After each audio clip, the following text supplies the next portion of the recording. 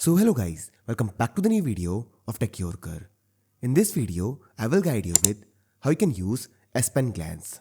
So first of all, take out your S Pen. Now, tap on this air command icon. After this, tap on Add.